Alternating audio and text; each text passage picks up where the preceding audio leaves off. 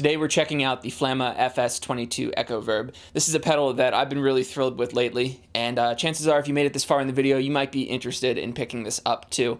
I want to get a little bit nerdy, talk about the specs for now, then we're going to move on and isolate each of the 3 delay algorithms and the 3 reverb algorithms so you can hear what they sound like by themselves. I'm also going to share some of my own thoughts on what this pedal excels at, who it might be useful to, who it's not going to be useful to, and then maybe some criticism by the end of it as well. I do think it's relevant briefly to mention how I'm recording this demo here. So the big thing is that I'm running amp simulation prior to the pedal. That does 2 things. It makes sure that we don't have any sort of amp coloration or cabinet coloration affecting how you're hearing the pedal and affecting what this pedal actually sounds like. By running the amp and cabinet simulation prior to the pedal, we're able to get a very clear sound. And we're also able to run in stereo. So this pedal, you've been listening to it in stereo. I definitely recommend headphones or a good set of studio monitors to really hear the left to right differences here. This pedal specifically has a really intense stereo field. There's some movement happening back and forth more than any other reverb pedal I've ever heard, and I appreciate that because when you run in stereo, you want it to be dramatic, especially if you're going for those sort of ambient textures. Of course, you could run it in front of an amp.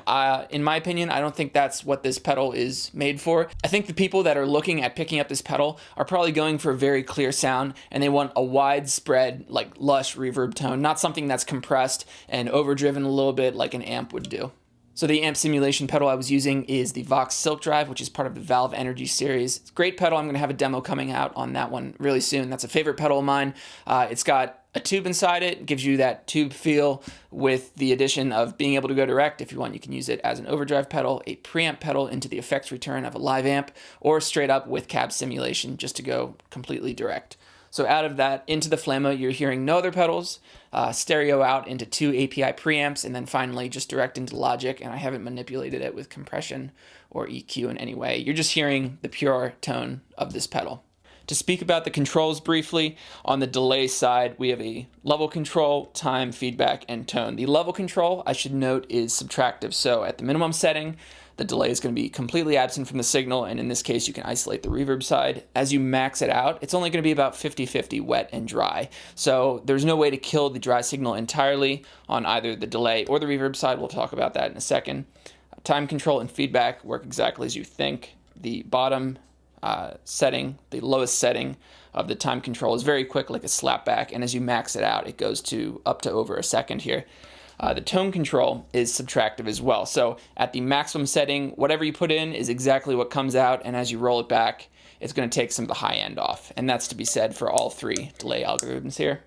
On the reverb side, level control works the same as delay, where maximum is about 50-50 wet dry, and minimum is the delays, or rather the reverb's taken completely out, and you can isolate the delay side.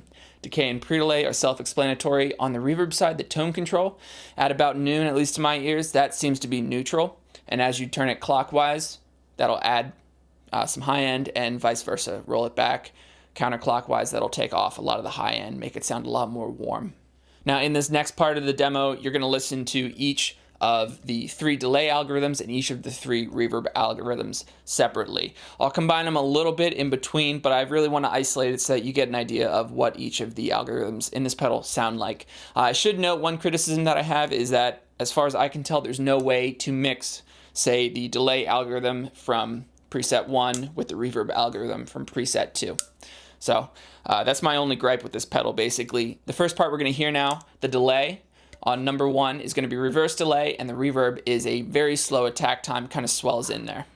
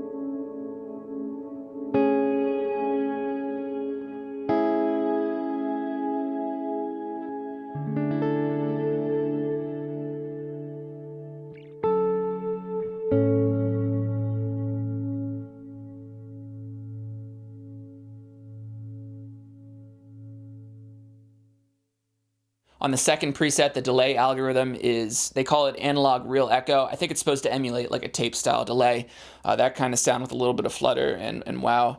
And the reverb is just a kind of basic modulated reverb. It's set up really nicely. I'm a huge fan of this sound.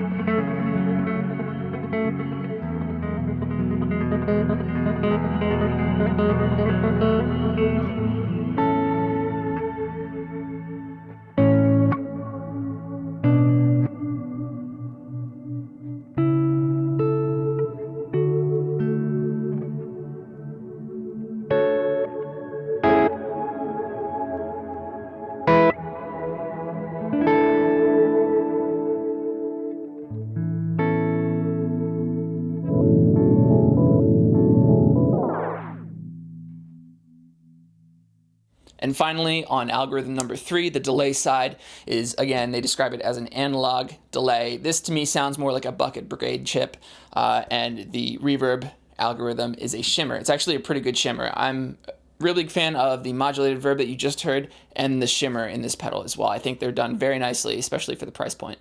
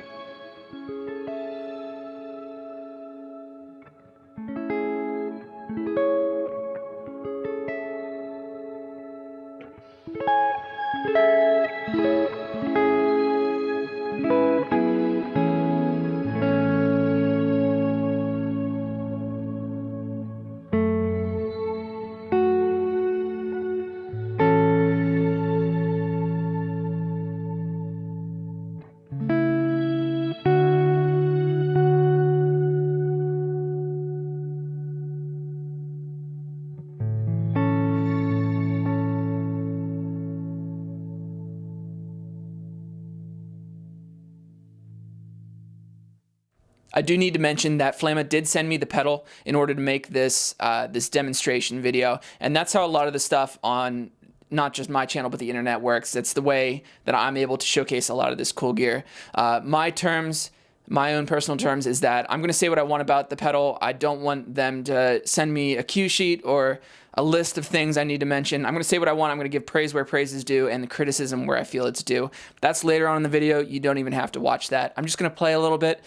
The only thing they did ask me when they sent me an email was that they wanted me to play the violin through it. So the way I'm doing this is I've got a set of microphones up here recording through a pair of Neve preamps into my computer. I'm going to reamp it out through the Flamma Ekoverb and back in again, and that's what you're going to be hearing.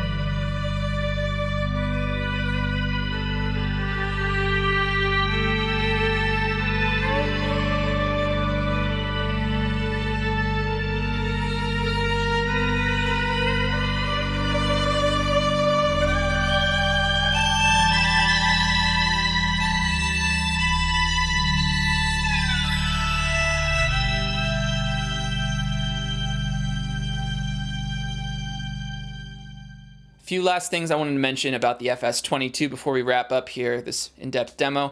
You can set up this pedal to operate either as true bypass, which is how it comes, or you can have it set up for trails. So when you disengage the pedal, the reverb and the delay will taper out. And the way you do that is just simply power it up while you're pressing and holding the bypass button. It'll flash blue here, and that's how you know it's set up for trails mode. The FS22 does come with a power adapter. In all my years of buying pedals, man, I feel like we always hear there's a lot of pedals that come with wallboard adapters. We don't need any more. I think the last time I had a pedal come with it was when I picked up the Flashback X4 years and years ago. So I definitely did welcome another adapter here. This will supply up to 300 milliamps, so a little bit more than most. It is DC, center tip negative 9 volt, just like basically 99% of the pedals on the market. Overall, it's a really beautifully designed pedal, super easy to use, and has some amazing sounds in it, especially for the price point. So if you enjoyed this video, you can pick it up at the link in the description. I'll get a small commission on that. If you enjoyed the video, you know what to do. Help me out. Hit the like button. I do a lot of videos like this, in-depth guides for reverb and ambient sounding pedals and stuff. All types of gear on this channel, really. Recording equipment, especially guitar stuff, though. Anyway, take care. Thanks for watching, and I'll catch you in the next video.